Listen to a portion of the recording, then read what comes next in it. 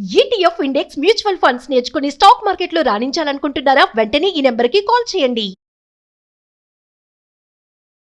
నమస్తే, welcome to Suman TV. ప్రస్తుతం మనతో పాటు ప్రముఖ ఆధ్యాత్మికవేత్త మాడుగుల శివప్రసాద్ గురుగారు ఉన్నారు. వీరితో ఈ రోజు కొన్ని విషయాల గురించి మనం చర్చిద్దాం. గురుగారు నమస్కారం అండి. ఆశీర్వచనం తల్లి. గురుగారు, మగవాళ్ళైనా ఆడవాళ్ళైనా ప్రతి ఒక్కరు కూడా దేవుడి బొట్టు నుదుటిన పెట్టుకొని బయటికి వెళ్ళాలి, పనులు మంచిగా జరుగుతాయి అని అంటూ ఉంటారు.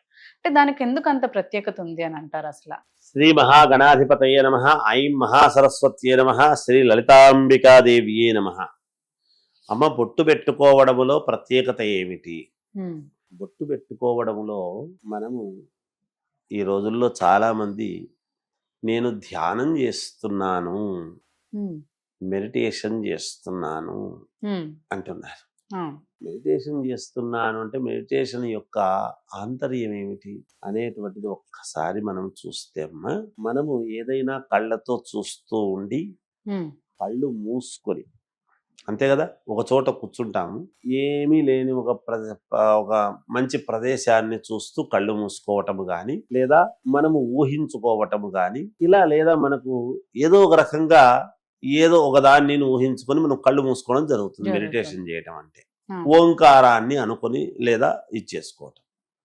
ఈ కళ్ళు మూసుకున్నప్పుడు జ్ఞానాన్ని ఎక్కడ మనము నిలుపుకోవాలి అనేటువంటిది ఆలోచన చేసినప్పుడు మనకు తదేక దృష్టి అనేటువంటి పదము చాలా సార్లు వాడుతూ ఉంటాం. ఈ తదేక దృష్టి అనేటువంటిది ఎప్పుడొస్తుంది అంటే, మనము మామూలుగా ఇక్కడ చూస్తూ కళ్ళతో చూసేటువంటిది కాదు.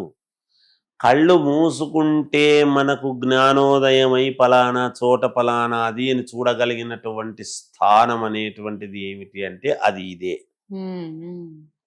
అందుకే పరమేశ్వరుడికి ఇది జ్ఞాననేత్రం అనేటువంటిది ఒకటి, మూడవ కన్ను అనేది ఉండేది. లలాట లిఖితం అనేటువంటిది ప్రతి వాడికి భగవంతుడి ఇక్కడ రాసినాడు.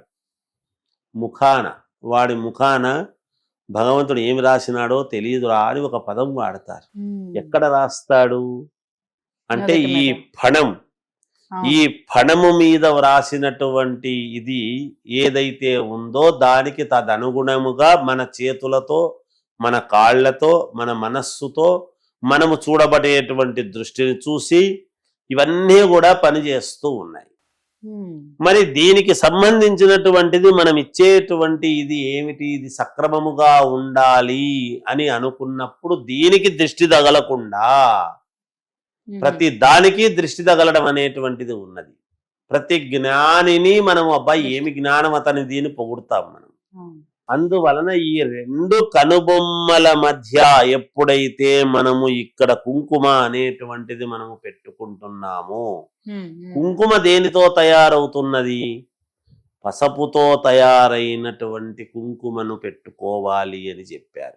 ఏమిటి ఆ పసుపుతో తయారైనటువంటిది అంటే, ఆ పసుపు దానితో తయారు చేయబడినటువంటి దానికే నిత్య సుమంగళి అయినటువంటి గౌరీదేవి అయిన అమ్మవారు వినాయకుణ్ణి చేసి ప్రాణము పోసింది కాబట్టి ఆ హరిద్రములో పసుపులో ప్రాణము ఉన్నది. అందుకే ఏదైనా మనం యాంటీబయాటిక్ అంటాం పసుపును. పసుపు మనం ఆరోగ్యానికి కూడా మంచిది అని వంటల్లోకి వేసుకుంటున్న కారణము పసుపు. అందుకే ఆ పసుపుతో తయారైనటువంటి కుంకుమను మనం ఎప్పుడైతే ఇక్కడ పెట్టుకుంటూ ఉన్నామో మనకు జ్ఞానము కరెక్ట్ గా వస్తుంది. మన జ్ఞానాన్ని మనకు పెంపొందింపజేయడానికి మేలు జరుగుతుంది. ఎటువంటి ఇబ్బందులు వచ్చినా ఆ బొట్టును చూసి అక్కడ ఉండేటువంటి బొట్టు అనేటువంటిది మనకు చాలా వరకు ఎన్నో అపవిత్రతలను పోగొడుతూ ఉంటుంది. అందుకనే పితృకార్యాలు చేసినప్పుడు బొట్టు పెట్టుకోకూడదు. ఆ తరువాత పూర్ణత్వం అంతా అయిన తర్వాత బొట్టు పెట్టుకోమని చెప్తారు. శుభకార్యాలకు ముందు బొట్టు పెట్టుకో అంటారు. మరి ఏది లక్షణకరము అనేటువంటిది బొట్టు. ఈ రోజుల్లో బొట్టు పెట్టుకోకూడదని, బొట్టు పెట్టుకుంటే ఏదో అరిష్టమని, బొట్టు ఆడవాళ్ళు పెట్టుకుంటే మొగుడికి సంబంధించింది అని, అది మగవాళ్లకు సంబంధించింది, భర్తకు సంబంధించింది అయ్యేదే అయితే భర్త వచ్చిన తర్వాతనే బొట్టు పెట్టుకుంటారు. మనం చిన్న పిల్లలకు కూడా పెడుతున్నాం కదా బొట్టు. అంటే జ్ఞాన సంపద అనేటువంటిది నేను జ్ఞానవంతుణ్ణి అంటే నా జ్ఞానము సక్రమముగా సరైనటువంటి మార్గములో పెట్టుకొని సరి అయినటువంటి నేను ఒక పద్ధతిలో నేను ముందుకు వెళతాను అని చెప్పటానికి నిదర్శనము బొట్టు. ఇప్పుడు ఒక గుర్రబండి తోలేటువంటి వాడు చిలకాలు పట్టుకొని ఉంటాడు. అంటే నేను కరెక్ట్ గా ఏదైనా పక్కదారి పట్టకుండా నేను అవసరమైతే దాంతో కొట్టి కంట్రోల్ చేయడం. ఇప్పుడు ఎద్దులు నడిపేటువంటి వాళ్ళు కూడా చిలకాలని వాడేటువంటి వాళ్ళు. ఇప్పుడు ఏమవుతుంది, ఒక కవి తన పెన్నును ఒక అద్భుతముగా వాడుకుంటున్నాడు సమాజానికి పనికొచ్చేట్టుగా. ఒక విలేఖరి తన కళాన్ని తనకు అందరికి పనికొచ్చే విధముగా నేను వాడగలను అని పెట్టుకుంటూ ఉన్నాడు. మరి మన జ్ఞానాన్ని నేను కరెక్ట్ గా వాడగలను చెప్పటానికి నిదర్శనం ఏమిటి? మన వ్యక్తిత్వ వికాసము పెంపొందించాలి అంటే మన నడవడిక అవసరం. మనం నడవడిక కరెక్ట్ గా ఉండాలి అనుకుంటే మనకు జ్ఞానం అవసరం. ఆ జ్ఞానం ఎక్కడి నుంచి రావాలి? ఈ బొట్టు నుంచే రావాలి. అందుకే మన ముఖములో ముందు బొట్టు పెట్టుకోకుండా బయటికి పోకూడదు. మనం గోమాతకు కూడా బొట్టు పెడుతున్నాము కదా, దేవుడి పటాలకు బొట్టు పెడుతున్నాము కదా, దేవుడి విగ్రహాలకు కూడా బొట్టు పెడుతున్నాము కదా. ఎందుకు అంటే మన దృష్టి దేవుడికి తగలకూడదు, అలాగే మనకు దృష్టి తగలకుండా. నరదృష్టి మహాపాపము, మహాదోషము. అందువలన ముందు ఆ బొట్టు అనేటువంటిది పెట్టుకుంటే ఆమె యొక్క లక్షణకరం ఏమిటి అనేటువంటిది బయటపడుతుంది. ఒక స్త్రీమూర్తే కాదు, పురుషుడైనా బొట్టు పెట్టుకుంటే ముఖంలో ఆ వర్చస్సు అనేటువంటిది పెంచుతుంది. బొట్టు పెట్టుకోని వాళ్ళకి ఏముంటుంది? నేను బొట్టు పెట్టుకోని వాళ్ళను నేను తప్పు పెట్టడం లేదు, వాళ్ళ ఇష్టం, వాళ్ళ సౌకర్యం.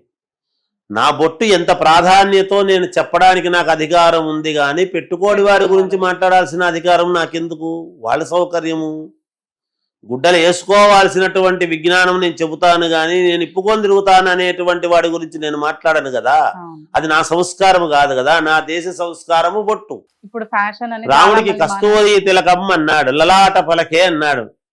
రాముడంతటి వాడు ధర్మాన్ని, రాము నకసిక పర్యంతము ధర్మము అంటే రామమూర్తి అని చెప్పుకునే మనము కస్తూరి తిలకం లలాట ఫలకే, ఆయననే తన నుదుటి వ్రాత కరెక్ట్ గా చూసుకోవాలి, బాగుండాలి అనేటువంటి దానికి ఆయన కూడా ఒక చోట గురువు దగ్గర శుశ్రూష చేసి నేర్చుకున్నాడు కొన్ని ఇవన్నీ కూడా అన్నప్పుడు మానవ మాత్రలు మనమెంతటి వాళ్ళము పెట్టుకోవాలి కదా. అందుకని ఇంకొకరిని తిట్టడం మన అభిమతం కాదు. తిడుతున్నారు అంటే తిట్టేవాడికి వానికి అద్దప్ప వేరే ఉద్యోగం లేనట్టు లెక్క. మనకు చాలా ఉన్నాయి, మనం తెలుసుకోవాల్సినవి చాలా ఉన్నాయి, మనం పాటించాల్సినవి చాలా ఉన్నాయి. మనం పాటించుకుంటే చాలు. అందుకని బొట్టు అనేటువంటిది, బొట్టు పెట్టుకోవడం వలన కలిగేటువంటి ఫలితాలు, మీ జ్ఞానాన్ని మీరు సక్రమమైన మార్గంలో పొందాలనుకునేటువంటి వాడు పెడతాడు, పెట్టుకుంటాడు తప్పనిసరిగా. నా జ్ఞానమే అక్కర్లేదు, నేను అడ్డదిడ్డంగా వెళ్తాను, నాకు ఎలా అయినా పోతానని వాడు పెట్టుకోకపోతే దాని తప్పులేదు, దానికి వాళ్ళ ఇష్టం.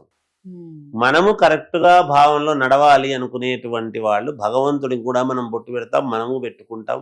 మన పిల్లలకు సంస్కారం, సంస్కారం అనేటువంటిది ఎక్కడి నుంచి వస్తుంది అంటే మొదటి నుంచి యద్భావం తద్భవతి, యథా రాజా తదా ప్రజ. పాలన చేసేటువంటి రాజు కరెక్ట్ గా ఉంటే ప్రజలు కరెక్ట్ గా ఉంటారు. ఆరాధించే దేవుళ్ళని ఆరాధించేటువంటి వాళ్ళు కరెక్ట్ గా ఉంటే ఆ ఆరాధనకు వచ్చినటువంటి వీక్షకులందరూ కూడా దాన్ని పాటిస్తారు. ఈ రోజు స్కూల్కి పోతేనో, కాలేజీకి పోతేనో, లేకపోతే యూనివర్సిటీకి పోతేనో వాళ్ళు చెప్పినటువంటి దాన్ని బట్టి కదా మనం పాటిస్తున్నాం. అందుకని ఇవి పాటించే విధానంలో ఉంటుందమ్మా. బొట్టు పెట్టుకోవటం అనేటువంటిది మన సంస్కారానికి గుర్తు, మన జీవన గమనానికి గుర్తు, మనకు ఒక దారి, ఒక మార్గదర్శకం. బొట్టు పెట్టుకోవడం వలన ఒక విధానం ఏర్పడుతుంది మన జీవిత గమ్యానికి. అందువలన బొట్టు అనేటువంటిది పుట్టినప్పటి నుంచి చచ్చే వరకు పెట్టుకోవచ్చు. చనిపోయిన తర్వాత కూడా బొట్టు పెట్టి పంపిస్తారు కదమ్మా. ఇంతకంటే నిదర్శనం ఏం కావాలి? ఇంతకంటే నిదర్శనం ఏం కావాలి? వాడు బతికిండగానే బొట్టు పెట్టుకోకుండా పోయిన వాడికి జమేసుకున్నప్పుడు మనం ఏం మాట్లాడతాం దానికి? ఎవడి కర్మ వాడిది. అంతకంటే ఎక్కువ చెప్పేది. ధన్యవాదాలు. జయోస్తు.